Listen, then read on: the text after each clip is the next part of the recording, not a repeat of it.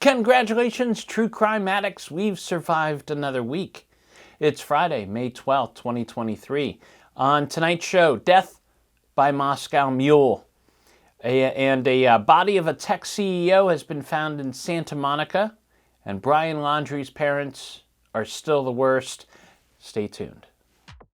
Yes, super excited. We are all pumped to have James Renner. James Renner on. That James Renner has zeroed in on. James Renner once again drops a bombshell. Investigative journalist, reporter, James Renner, who's been on the podcast, longtime friend of mine.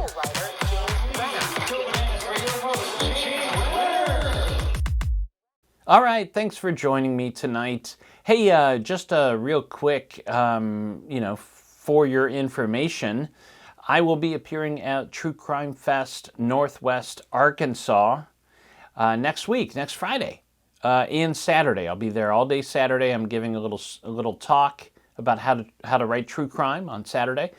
So if you're in that region, check out True Crime Fest NWA. Come on down, say hi, bring some candy. I'm very gullible. I'll take whatever you got. But yeah, check it out online, True Crime Fest NWA. Let's get to the top stories. 33-year-old Utah mother Kouri Richens was arrested on Monday and charged with the murder of her husband Eric, according to NBC News. This story has it all. Here we go. Eric was found dead of a fentanyl overdose in his bedroom of their home on March 4th of 2022. Now, at first glance, this is just another victim of the opioid epidemic. It happens every day. These fentanyl overdoses. That's what it appeared to be at first. But after his death, Eric's relatives and friends went to the police and said, "Hey, please look at his wife, Kouri." They said that before his death, Eric went to them and said, "Hey, look, if I die, it's Kouri. So please, in the event of my death, go to police." And so they did. It turns out Eric had gotten sick a couple times after Kouri had given him some food or a drink. This began a couple years ago when they went to Greece on a trip. One night, Kouri handed Eric a drink, which he downed immediately, like you do in Greece on vacation. He got immediately violently ill. And he calls his sister and says, "Hey, I think I've been poisoned. I just want you to know what's going on." But then he recovered. Then, flash forward to Valentine's Day 2022, just last year, Kouri made him a sandwich, for Valentine's Day. He ate it, and then he broke out into hives and couldn't breathe. He used his son's EpiPen at the last moment before passing out, and he recovered from that. Now, at the time of his death last year, he was looking into getting a divorce from Kouri. He was so convinced that his wife was trying to kill him that he changed his life insurance policy so that she was no longer the beneficiary. Now, it's likely she didn't know he did that, by the way. On the surface, in the community they were from, it looked like they had the perfect marriage. Eric was a popular soccer coach and baseball coach, basketball coach. He did everything for his kids, but nobody knew what was going on behind closed doors. The last thing that happened before Eric died of the overdose was Kouri brought him a Moscow Mule in bed. A nice gesture, right? Although by this time he's so convinced she's poisoning him, I don't know that I would have taken that Moscow Mule. By the way, Moscow Mules have to be the worst, the absolute worst fad in drinking. I hate anything with ginger in it. I wouldn't do that. And you're drinking out of a copper kettle. You're asking for, anyways. Like a day after Eric died, by the way, Kouri threw a party to celebrate buying a new home that she was going to flip. So after his death, Eric's relatives said, "Hey, you better look into Kouri." They discovered, the police that is, discovered that Kouri had deleted several text messages the night of his death. And this week, according to court records, police have allegedly recovered some texts that show Kouri reached out to an acquaintance to buy drugs. She asked for, quote, some of the Michael Jackson stuff, meaning propofol, which was in his system when he overdosed and died. Couldn't get that, but the dealer could get fentanyl, which was in his system. Kouri allegedly received the drugs before Eric got sick on Valentine's Day. When that didn't work, she texted this acquaintance again and said, I need some more of that fentanyl. Then Eric dies of fentanyl overdose. So pretty cut and dry, I think. This is a pretty solid case. One more bizarre twist to this case, by the way, BTW. After Eric died, Kouri authored a children's book about how to process grief after losing a parent. This book was called Are You With Me? And shows, here's the cover, creepy little, almost like Christian cover. He's looking from the clouds. She dedicated that book to Eric. That's cold. That's colder than cold. It's ice cold. That's just bizarre. So check out that case. It's developing. Next story. Here's our weekly reminder that in America right now, we'd rather have fewer children than fewer guns. Last Saturday afternoon, a gunman opened fire at a mall in Allen, Texas, killing 9 people, including several children, one as young as 3. The shooter was 33-year-old Mauricio Martinez Garcia, who, despite the name, was in love with the white power movement and had tattoos of SS lightning bolts, Nazi stuff, and a swastika. Garcia had several different guns, but seemed to favor the classic AR-15 style rifle, the weapon of choice for school shooters in the U.S. All these guns were purchased legally, even though the Army had booted him out after 3 months due to mental health concerns. He was still able to purchase those guns in Texas. During the attack, Garcia wore a tactical vest with a patch that read RWDS, which stands for Right Wing Death Squad, a conservative group of incels with very small penises. A man named Steven Spainhauer was one of the first people on the scene. When interviewed by CBS News, Spainhauer said, quote, the first girl I walked up to was crouched down, covering her head in the bushes. So I felt for her pulse, pulled her head to the side, and she had no face. In response, Democrats within the Texas legislature, along with 2 Republicans, have advanced a bill to raise the age to buy AR-15 style rifles from 18 to 21. However, the bill is expected to fail when it reaches the Senate. State Republicans are hoping thoughts and prayers will magically stop this from happening again. I'll see you next week. Final top story of this week, a body found in the courtyard of an abandoned property in Santa Monica has been identified this week and found to be that of 39-year-old Beau Mann, who disappeared on November 30th, 2021. Mann was the founder and CEO of Sober Grid, which is an app that connects addicts with sober help in their areas. A very, very important app. He was last seen outside a 7-Eleven on Ventura Boulevard. He called an Uber, but during that ride, he texted 911. The police received the text and answered it, but did not get a response. So you think, gotta be the Uber driver, right? Well, the Uber driver was apparently interviewed and cleared by police, and Uber says that the driver immediately picked up another rider after dropping Mann off near where his body was found. So what the hell happened there? Since his disappearance, Mann's fiancé, Jason Abate, has been leading a charge for justice on social media. He kept the case in the news, kept it alive. Good for him. He says they had planned to marry and adopt children. So many questions about this one. Such a weird case.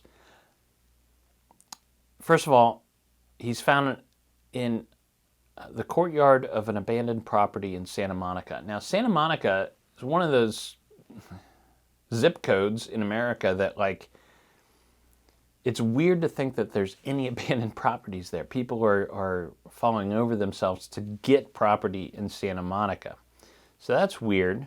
There can't be many of those, right?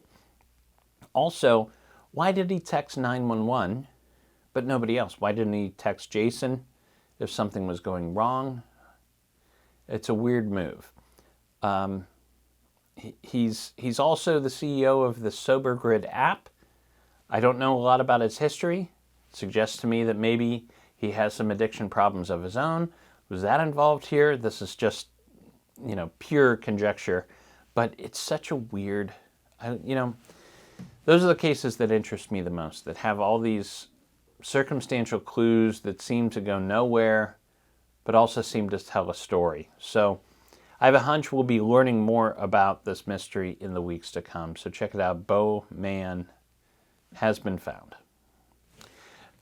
Those are the top stories for this week. I'm going to be right back with some cold case updates and pop culture and weird news, including updates in the Gabby Petito case, some news about Natalee Holloway, and Elizabeth Holmes combs her hair. I'll be back in 2 and 2. Please hang up and try again. Hi, I'm Alexa Doubt with the Porchlight Project, a new nonprofit dedicated to funding DNA testing and genetic genealogy for cold cases in the state of Ohio.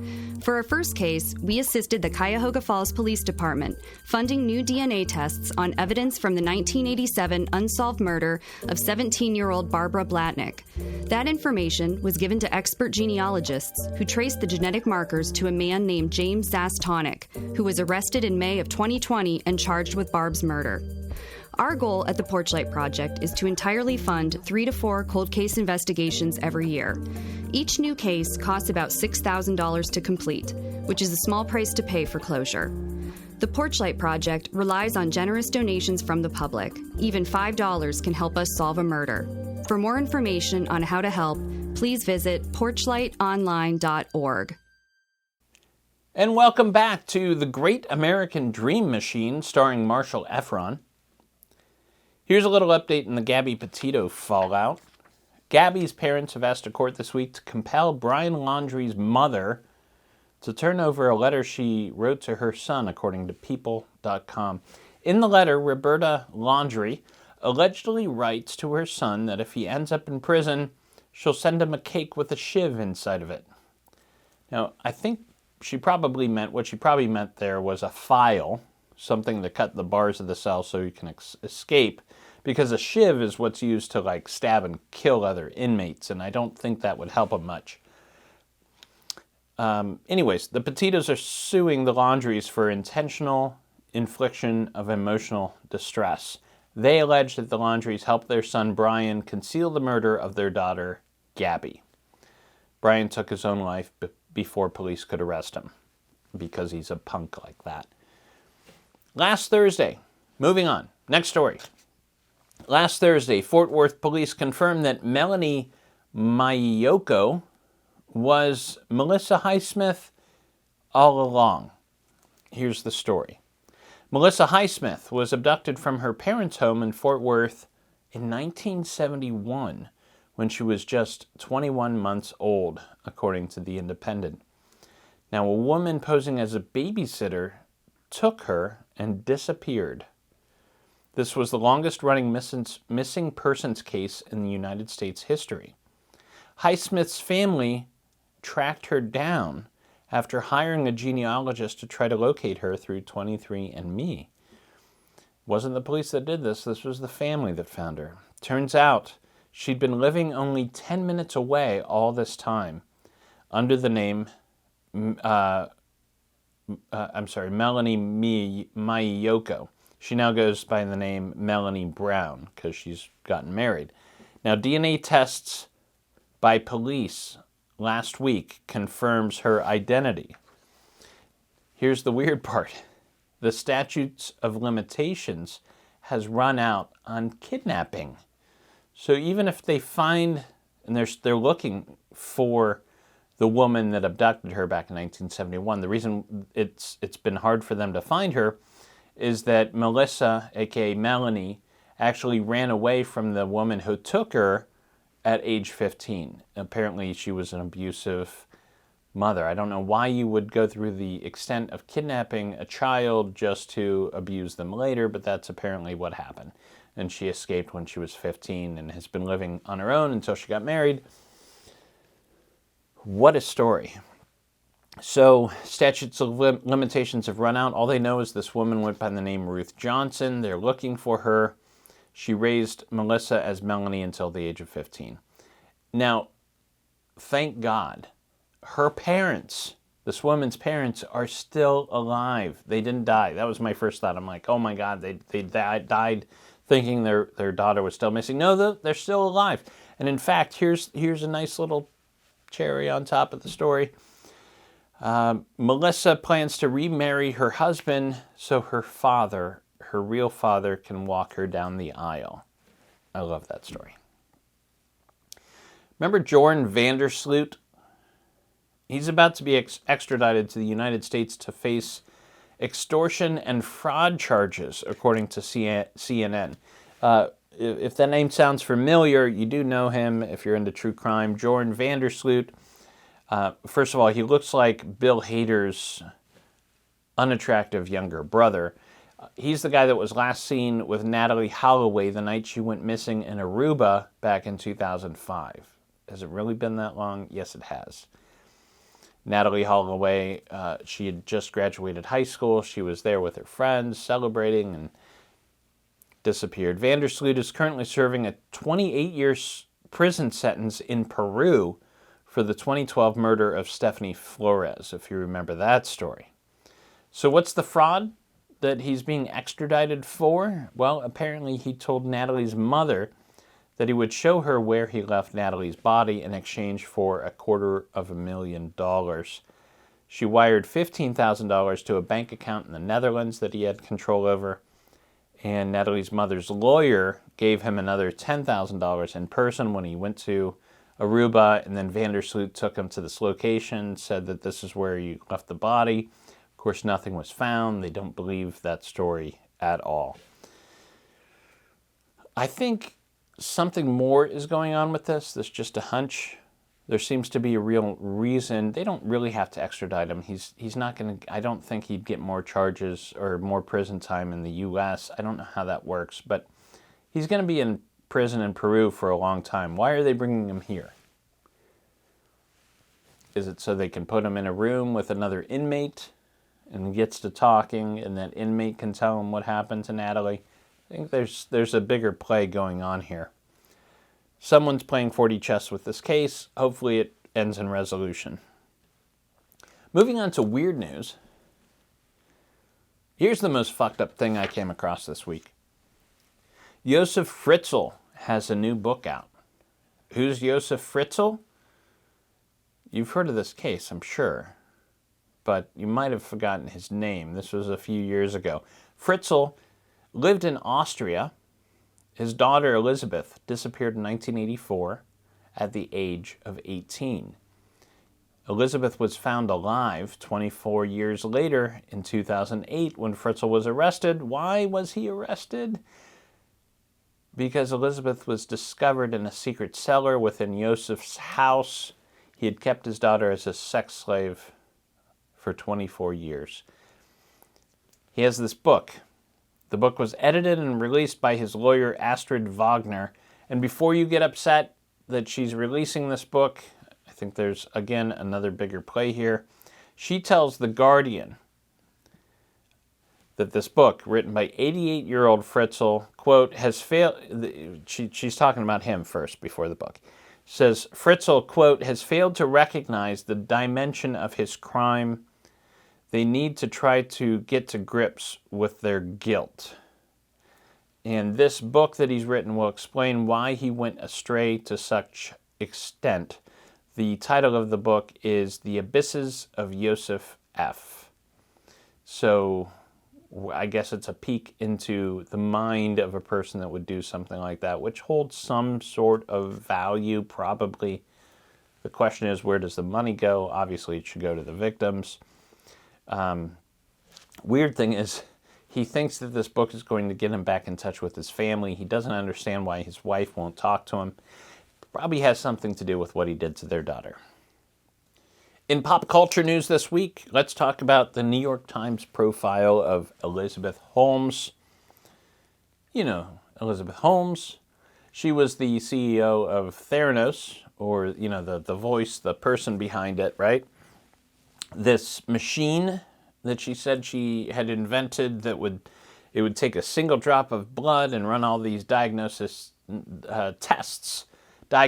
tests to figure out everything that could be wrong with you and screen for, you know, all sorts of diseases and cancer, and it would be the least invasive thing ever, and who wouldn't want that to happen? And it was heralded as this amazing new thing, and she was the youngest female CEO billionaire in history, and it was all a scam.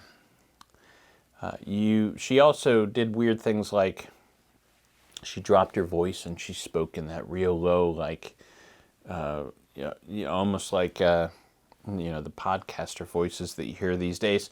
But she had that fake low voice and that frazzled hair. And I get in trouble every time I talk about that hair. I'm a guy and I shouldn't be commenting on women's hair, but it always struck me as weird. I don't know what to say about that. But in this profile, though, she's combed her hair. It's straight. It's suddenly straight. And she's talking in a real voice. She's dropped the act. She speaks in her real voice. She's a real person now. She's a mother. And it's weird for many reasons. Because as the Atlantic points out, and there's a link to this article in the liner notes of this podcast, this is kind of how we got here to begin with. Elizabeth Holmes, she was a great figure, to put on the cover of magazines and newspapers, and everybody thought she was just this young woman who had a lot of moxie and was the next Steve Jobs, but it was all a lie. And she was spinning this tale, and they just kept covering her until some scientist is like, hey, things aren't adding up here.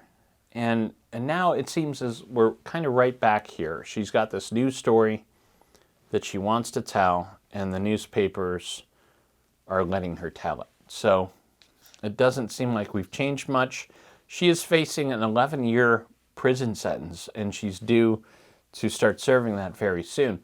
And for what she did, 11 years does seem kind of excessive compared to the crimes that other people are being sentenced, less time in prison for. I don't necessarily think she should go away for that long, but I don't think making her out to be some sort of changed saint, I think it's a little early for that. So anyways, if you're interested, check out the profile, and then check out the response by The Atlantic. Let's get to our bookshelf this week. And this week I want to highlight this new book called In Search of the Blonde Tigress. The Untold Story of Eleanor Jarman. New book out here. Here's the write-up. Beginning in 1933, Eleanor Jarman was sensationalized by the press as the blonde tigress and the most dangerous woman alive. But a closer look at her life shows that she was an otherwise ordinary woman who got caught up in a Chicago crime spree, then was convicted as an accomplice to murder and sent to prison. In 1940, Eleanor escaped and managed to live out her life as perhaps America's longest-running female fugitive. In Search of the Blonde Tigress sets the mystery and intrigue of this wanted woman into historical context. Sylvia Pettam, the author, documents her search for Eleanor's remains right up to a visit to her likely grave. I like stories like this. I like when people disappear and actually get away with it, and they live their life as another person. I think that's fascinating. That's probably why I was drawn to the Maura Murray case. I know it's why I like Ted Conrad, and I'm going to have to read about Eleanor Jarman. So check it out. That's my recommendation this week, and that's another episode of True Crime This Week. It is the weekend now. It's Friday. That's always reason to celebrate. Just the fact that it's Friday. We survived another week. We're here in the weekend. And that means, in the words of the incomparable Murray Saul, the godfather of Cleveland radio, we gotta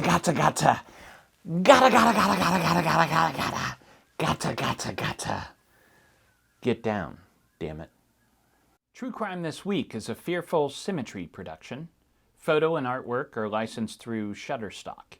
If you like the cut of my jib, I have another podcast you might enjoy called The Philosophy of Crime, in which I attempt to solve the big questions behind our true crime obsession by looking to philosophy for answers. Thank you for listening. I'll see you next week. Sit, Brownie, sit. Good dog.